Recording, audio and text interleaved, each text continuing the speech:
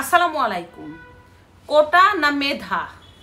মেধা মেধা 2024-এ গণ অভ্যুত্থানে এই স্লোগানটা দিয়ে যারা সামনের সারি থেকে সাধারণ মানুষকে উজ্জীবিত করেছে তারাই এখন কোটার রাজত্বের রাজা।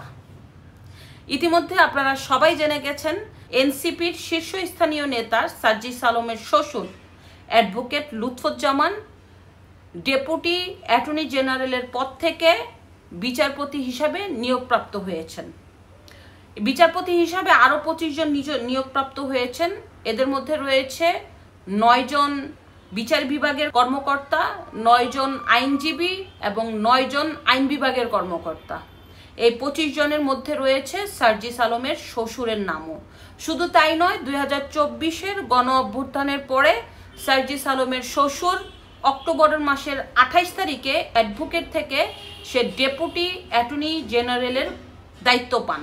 এরপরে তো সে এখন সরাসরি অতিরিক্ত বিচারপতি হিসাবে নিয়োগপ্রাপ্ত হয়েছেন। তো কোন কোটায় তার শ্বশুর অতিরিক্ত বিচারপতি হলেন? অবশ্যই আমরা জানি জামাইয়ের কোটায় বিচারপতি সার্জিস আলমের শ্বশুর। দেখেন, 2024-এ কোটা আন্দোলনকে ঘিরেই শেখ হাসিনা সরকারের পতন হলো।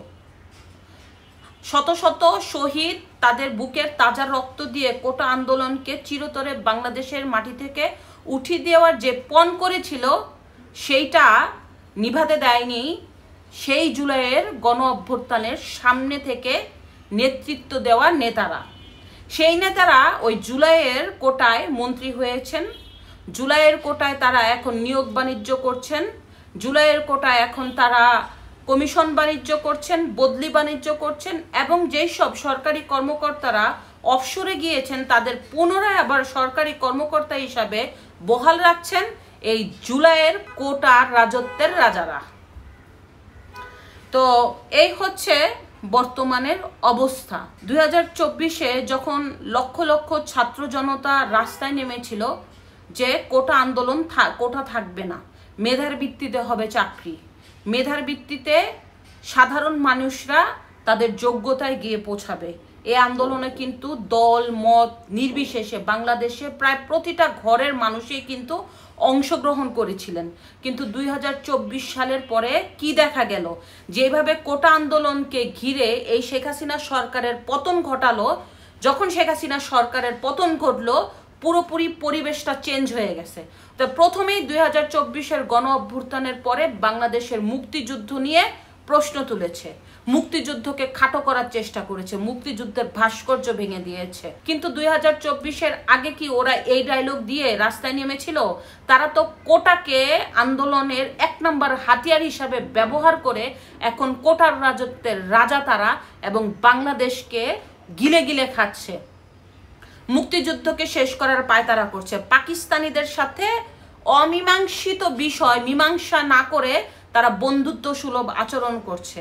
প্রতিবেশী রাষ্ট্র ভারতকে যেই কোনো কারণেই হোক না কেন একটা শত্রু বানানোর চেষ্টা করছে। ভারতকে নাকি বাংলাদেশের শেখ হাসিনা সব দিয়ে দিছে। তো এখন তো বর্তমান সরকার ভারত বিদ্বেষী, ভারতকে পছন্দ করে না।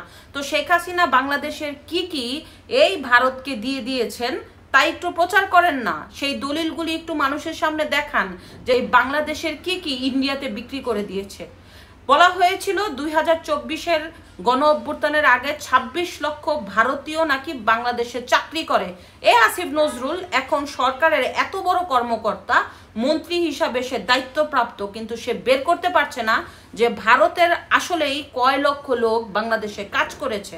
তাহলে বোঝাই যাচ্ছে সাধারণ মানুষের ব্রেন ওয়াশ করে শুধুমাত্র তারা এই বাংলাদেশকে একটা নিজেদের স্বার্থ হাসিল করার জন্য সাধারণ মানুষের সাথে প্রতারণা করেছে।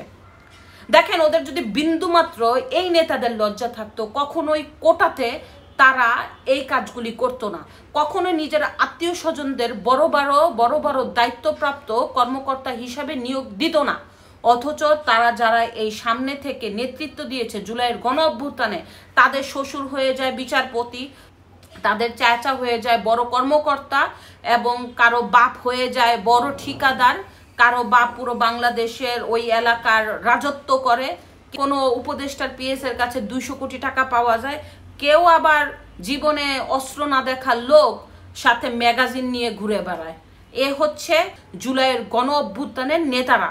তারা সরাসরিভাবে প্রতারণা করেছে জুলাইয়ে যারা শহীদ হয়েছেন তাদের সাথে, জুলাইয়ে যেসব ছাত্র জনতার ঢল নেমেছিল বাংলাদেশে তাদের সাথে।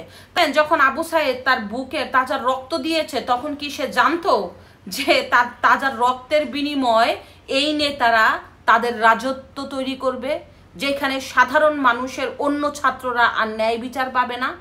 যখন মুগ্ধ পানি পানি করে চিল্লাইছে তখন এই মুগ্ধ কি জানতো যে আমার পানি খাওয়ানোটাই বৃথা, আমার মৃত্যুর পরে আমার ভাইও আমার কোটায় রাজা হবে? সেটাও কিন্তু মুগ্ধ জানতো না। অথচ দেখেন বাংলাদেশের কি একটা খারাপ পরিস্থিতি সৃষ্টি করেছে এই কোটা আন্দোলনের সামনে থেকে থাকা নেতারা। তারা কিন্তু বাংলাদেশে একটা সুন্দর দেশ দিতে পারত, একটা বৈষম্যহীন দেশ দিতে পারত। তারা কিন্তু বাংলাদেশকে দল মত নির্বিশেষে একটা সুন্দর বাংলাদেশ প্রেজেন্ট করতে পারত। তারা কিন্তু বাংলাদেশকে স্বনির্ভর হিসাবে সবাইকে বুকে টেনে নিতে পারত। কিন্তু না, তারা তাদের আসল চেহারা, রাক্ষসের মতো চেহারা সামনে প্রকাশ করলো। তারা মুক্তিযুদ্ধর চেতনাকে ধ্বংস করে দিতে চায়, তারা মুক্তিযুদ্ধকে ছোট করতে চায়, তারা মুক্তিযুদ্ধ বিদ্বেষী। তারা যারা 1971 সালে সরাসরি রাজাকার ছিল তাদেরকে ফুলের মালা দিয়ে জামিন দিয়ে জেলখানা থেকে খালাস করে বের করে নিয়ে আসে। এ হচ্ছে কোটা আন্দোলনের নেতারা। এই কোটা আন্দোলনের সামনে থেকে নেতারা প্রতারণা করেছে পুরো বাংলাদেশের মানুষের সাথে, প্রতারণা করেছে কোটা আন্দোলনের যারা শহীদ হয়েছেন তাদের সাথে, তার প্রতারণা করেছে যেই 2024-এ যারা বাংলাদেশের কোটা শেষ করে দেওয়ার জন্য রাস্তায় নেমেছে তাদের সাথে। সর্বসাফল্য বলতে চাই, আমার বাংলাদেশ ভালো নাই।